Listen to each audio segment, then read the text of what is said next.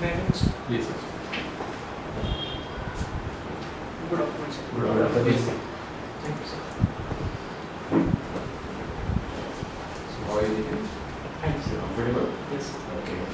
You're comfortable in speaking in English also? Yes. Okay, good. I can see you have done your BA History and Marathi, which is your big subject, favorite subject.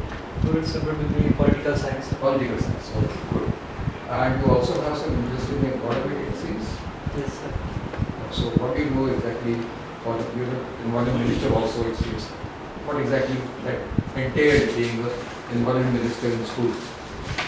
Actually, during our school, one teacher came up with an innovative idea that we should have something like a cabinet in our school to manage the various affairs. So they have conducted an election, just like how we conduct the election, but it's based on candidate and not a party system. So they have different minister like chief minister, environment minister, defense minister, and I contested for the environment minister. Okay. And secure majority we elected there. Okay. My question is not how you got elected, but what you did after being elected. My primary responsibility is to ensure the cleanliness in the school through my peer groups, then to protect the different plants in the school. That was the primary responsibility. And what did you do to protect plants? I ensure that nobody is harming the plants. We have also conducted the planting drives. So we ensure that those plants are protected by all the students and nobody is uprooting those plants. So you guarded them or you educated people? We have a group, sir. So we ensure that to ensure the vigil on those plants. So you basically guarded them? Guarded them, sir. Wasn't it better to educate people on how the plants are required to be preserved than actually physically guarding them? So that is true, but during our school time, awareness probably we are not aware about what is the meaning of awareness in this sense. So, Okay, now are you aware that if you are going to join the civil services and get a responsible position, how will you be able to protect the environment? By deploying police at every plant? no, sir, that is not feasible. Then Probably one of the best way is to make aware the community the importance of the plant, its intrinsic and instrumental value that they serve, and its importance in our overall climate change that we are witnessing. what are the present government initiatives in this regard, creating awareness, and what extra would you like to do? The present initiative is that government has taken back in 2008, where a national action plan on climate change was launched. Apart from that, government also pledged to minimize the carbon in atmosphere by carbon sequestration. Apart from that, I would like to ensure the community participation in ensuring the plantation. My question is not what government has done otherwise. I am asking you how the government is increasing awareness as of today and what extra you would like to do. For that we have also June as a environment day. So that is I'm not exactly sure what government is doing, but apart from that, from my side, I will ensure the community participation. I will also ensure that on 5th June, many people should take that drive, and not only drive, but they also should protect that. And if I got opportunity to be in administration, so I will utilize the schemes like Manrega to ensure afforestation. Nitin, Yes. how far is Varsavangi from Jalna? It is approximately 80 kilometers. 80 kilometers. And how often you visit Jalna? In reality, sir, I have only visited once in my lifetime. Okay, no, why I am asking you this? See, you may not be visiting Jalna every now and then, but something very interesting has happened in Jalna over the last about 15 or at least 20 years. Can you tell me what has exactly happened there? It's a very unique development. Sorry, sir, I am not aware your unique development, but the developments that are now happening is the Maratha education. No, I am not talking about that. That is throughout Marathwada. I am talking particularly about Jalna town, and it has undergone a complete transformation. So I will not talk about that. Doesn't matter. It's only incidental. See, one of your hobbies is very interesting. You said that you are a farmer, basically. And you said that one of the hobbies that you have mentioned here is studying emerging technologies in agriculture. So, which are the technologies that you think are now relevant and which have not been applied so far that you have studied? Because that is very interesting. Yes. The relevant technology will be all those technologies that currently are emerging stage, be it AI, IoT, then blockchain technology. At the current stage of development, we have been adopting these technologies through precision agriculture. Then our government also launched the drone Didi scheme in the farmers. Apart from that, many startups are coming up with those frontier technologies in protective cultivations. What has been the response of farmers to these as far as adoption is concerned? Initially, sir, of course, farmers are going to be apprehensive to adopt those technologies. Reasons? Is it related to capital or knowledge or both?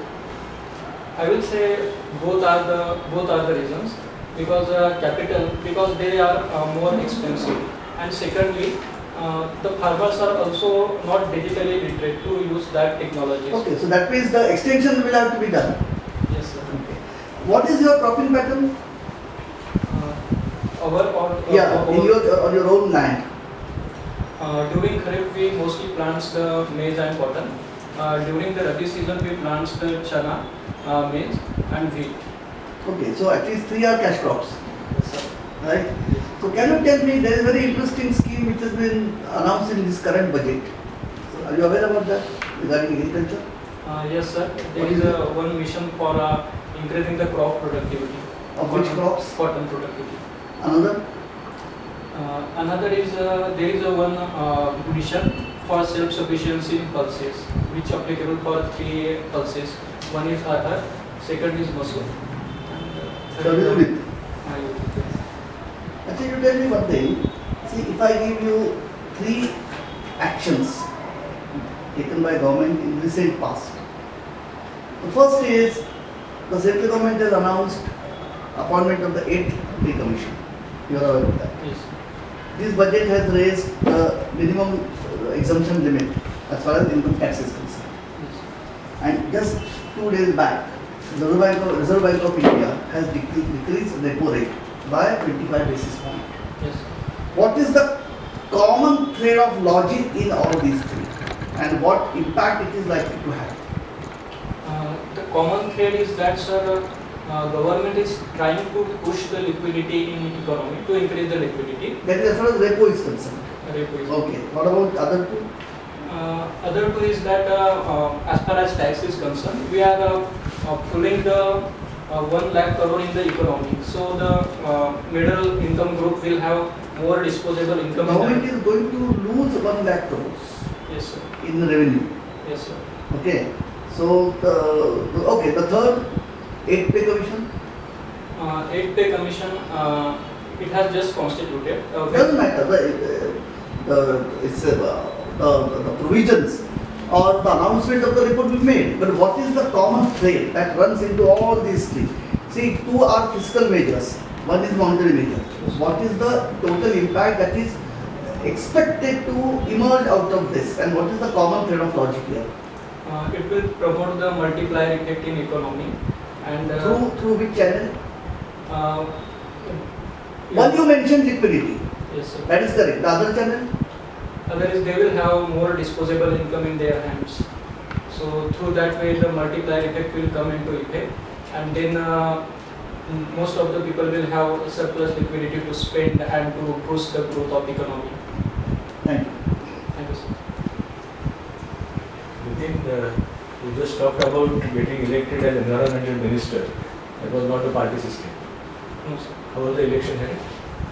It was held on the basis of a candidate. So I contested. There was a 3 candidate for environment Got minister. it. So should there be such a system in India also, like we are talking about electoral reforms for a long time.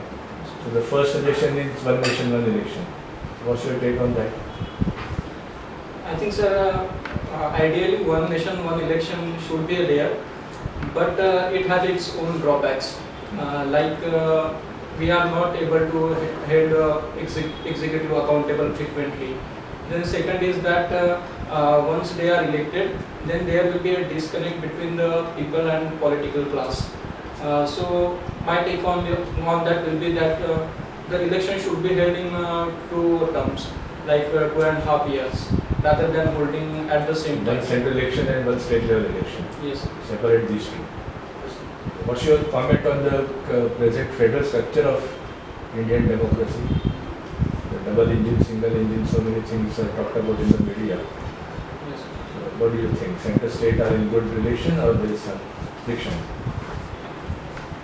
I think, sir, in present time we are witnessing both cooperative federalism as well and competitive federalism as well, and to some extent a bargaining federalism or conflictual federalism as well, given the role of governor particularly. But apart from that, many states appears to be on line with central government's aim of develop India by 2047. Can you compare the powers of the Prime Minister of India and the President of United States of America? Sorry, sir, in what terms? The powers that are given to that particular post. We don't have presidential Yes. democracy, but still the PM is very powerful. Yes, sir. So, are they on similar lines or President of America is more powerful compared to the PM of India? I think, sir, President of America have more powers. So explain that. For instance, President of America can sign the executive orders on his own whims and fancies. But as far as Prime Minister of India is concerned, he has to consult his cabinet committee, or when he has to take a major decision, he has to take the approval of Parliament. For instance, as you have just mentioned, the one nation, one election. So, President of United States is more powerful than Prime Minister of India. And there was a debate about having the same system of selecting candidates in India also, the way US candidates are selected. So again, your take on that? Are you aware about that? Yes, sir. Who suggested that change? Or in one party was going to go that way? I believe, sir, our present system is working well, where we are electing our own representative, whereas in USA it was elected by Electoral College. Are you aware about the data about the various candidates, the criminal cases on them, the way they have accumulated wealth? Yes, sir, there are 46% of member of parliaments. So what's your point in having the same system actually? Why not select candidates like the collegium system? I believe, sir, both systems have its own advantages, but in a democracy, popular sovereignty prevails, and we also need to give more voice to the people's representative. So that's why our current system, I think, is a way as compared to the USA. What is natural resource accounting? Sorry, sir, I'm not exactly aware, but I can make a try. I think, sir, it is a accounting of nature's resources, like carbon stock, then there is a forestation, etc. Accounting in what? You are correct on that side, but accounting in what? It can be accounted in terms of monetary terms, and it can be also accounted in terms of in what percentage our area is covered under a tree. Can you suggest any simple way to handle or make a decision on a very common contradiction that whenever there is a project, there is an environment versus infrastructure or development debate? So can you suggest some measure to analyze such situations? I believe, sir, we have existing environment impact assessment for that. Apart from that, we can also ensure the community participation. Then we should also analyze the different impact of the development project that will have on that ecosystem. The In what way society. we can have community participation? For example, I want to have a big project in Bastar area. Actually, we are trying for that. So how can I make community participate in the design of that project?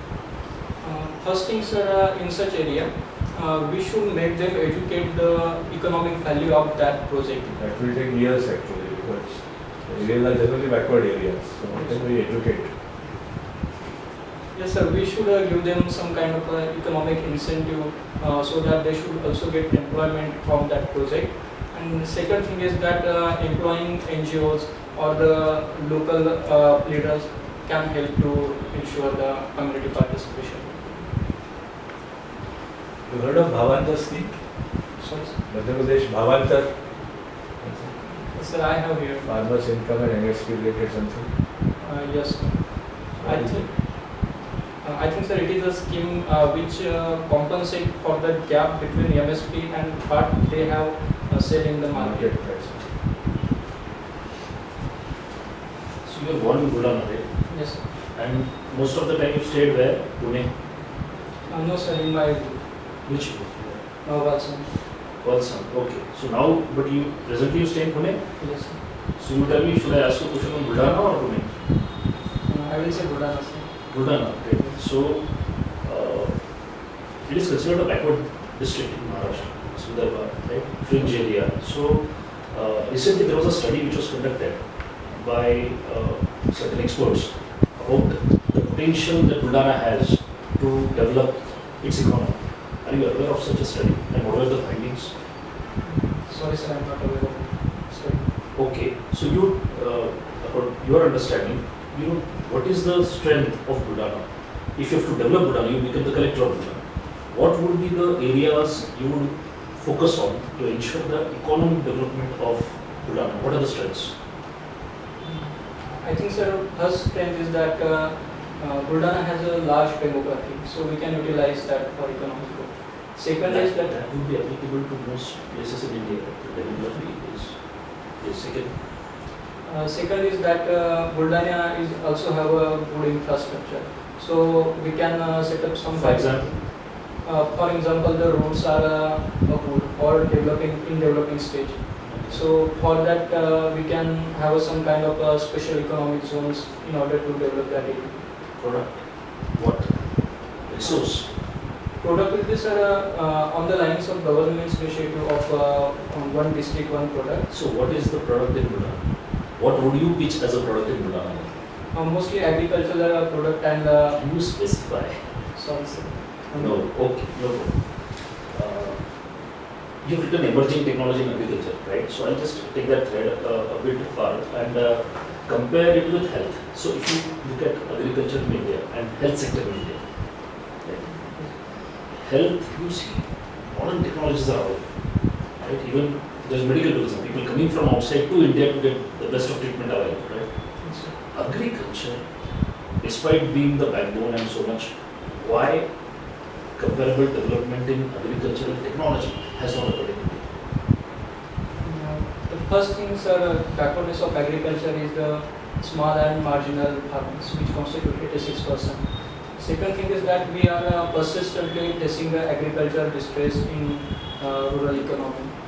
Third thing is that there is a lack of availability of credit through some years back, which has been improving right now. So those are the reasons for underdevelopment of agriculture as compared to the. So do you think something is missing, that private sector participation in agriculture is missing? Would that help? Yes, sir. That will be helping the agriculture, but it also have its own consequences. For example? For example, to some days back, there was a apprehension of contract farming, where many times it was found that the corporate is exploiting the farmers. For instance, the case of PepsiCo in Gujarat, which have filed the lawsuit of. So my question is, if this is a possibility, what is your opinion? Should we go ahead with contract farming or not? And why? I personally believe, sir, we should go with contract farming, because otherwise there will be a very little avenues for. So how do you prevent this exploitation? I believe, sir, the farmers should organize themselves into a cooperative or the FPOs, so that they should increase their bargaining powers vis-a-vis corporate. Would that solve the problem and prevent such exploitation or conflicts? Not absolutely, but to some extent it will help. Don't you think there's something, a big elephant in the room that you're missing? What is required to solve this conflict or ensure this conflicts don't take place? I'll give you time to think. Probably, sir, it will give them more bargaining power that corporates hold, or the money power they have, or the proximity to political class. Okay, so let us shift to the next point. Government is a major spender according to economic survey on R&D in India, and we know overall our R&D development is lagging behind what we expected to be. Why is it that government is the major spender and why not private sector? I believe, sir, our innovation ecosystem has been lacking, where more than 36% is spent only by private sector. Apart from that, sir, the problem will be that there are problems like IPR, where we have a compulsory licensing system. So that's why probably the private sector is not encouraged to spend more. Okay, I'll ask you one question. Somewhere you mentioned farmers are not digitally literate. You said that, right? Yes. Do farmers use mobiles? Yes, sir. Do they use UPI on this financial? Yes, sir. Yes. So how do you define digital literacy then? When I said that digital literacy, I want to say in the context of emerging technologies. But farmers are using mobiles. For me, digital literacy will be that thing where one should be able to use one's digital tool, and that too in the context of knowing the consequences of seeing the things that they are searching on internet, like the privacy. So that will be the digital literacy. One question about the immigration policy of Mr. Trump. How are Indians required to look at this policy, and what is your opinion about it? I believe, sir, Trump being nationalist have his agenda during the campaign to throw, in his word, throw away the migrants from his country. I believe he has his own points to make given the unemployment inflation in USA. But from our perspective, I see immigration for us also causing the brain drain. So coming immigrants from USA to India will also serve our economy. Is he throwing out the people who are maybe IIT graduates and going there with H1B visa and then getting their citizenship? Are they a problem? Is he throwing them out? No, sir, he is throwing out the illegal migrants. How many of those brain drain people are illegal migrants? I'm not aware of this. You just now said that it will help us because brain drain will not happen. But he is throwing out illegal migrants. So is it connected? I think, sir, some are the literate people who are also illegally migrating to India. But there are Illegally migrating to India? sorry, USA. And then there are others who are taking H1B visa to migrate to USA. But in recent times, he is also making the conditions more stringent to apply for H1B visas. So that will also help us because we will avoid the brain drain to some extent. How will it help us in our own policy about immigration problem in India? I think, sir, for us it will help to ensure our economy will be in thriving state. How? Because we will have a more competent people to have in private sector. I'll rephrase the question. How will it help us? What is happening there? How will it help us tackle with our own problem of illegal migrants? In terms of India, sir, illegal migrants are those in our country are from mostly Bangladesh and other South Asian countries. So that policy may have some repercussions on India, where India may be contemplating such policy in future, where it will be deporting the immigrants. For instance, 18 lakh immigrants present in Assam, which are Bangladeshis. So that will be one side. Thank you. Thank you very much. Submit outside, we'll call you in 2 minutes.